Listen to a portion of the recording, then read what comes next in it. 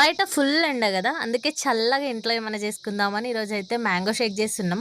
ఎండలు అయితే మామూలుగా లేవు కదా, మా సైడ్ అయితే 45 degrees ఉంది. మీ దగ్గర ఎంత ఉందో కామెంట్స్ లో చెప్పండి. ఈ ఎండలో ఏదైనా బెనిఫిట్ ఉందంటే అది ఓన్లీ మ్యాంగోస్ అనే చెప్పాలి. ఫస్ట్ అయితే చియా సీడ్స్ నానబెట్టుకోవాలి, తర్వాత మ్యాంగోస్ అన్ని మంచిగా కట్ చేసుకోవాలన్నట్టు. కృషిని చూడండి, కొత్తవి ఏం తినడు, చూస్తే ఆడుకుంటాడు, అన్ని స్పెసిఫికే. ఏదైనా చూస్తే నేను తినా అనేస్తాడు. అట్లా అని మేము వదిలేస్తామా అంటే అట్లా కూడా కాదు, మేము కన్ఫామ్ గా తినబెడతాం. ఇప్పటి నుంచి అలవాటు చేయకపోతే కష్టం అయిపోతుంది కదా.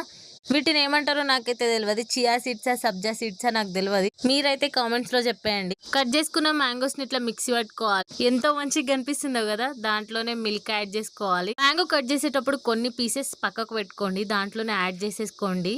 మాలాగా కింద పడకుండా అయితే మీరు చేసుకోండి. అవన్నీ వేసుకొని ఇంకా మిక్స్ చేసుకుంటే టేస్ట్ వేరే లెవెల్ ఉంటది.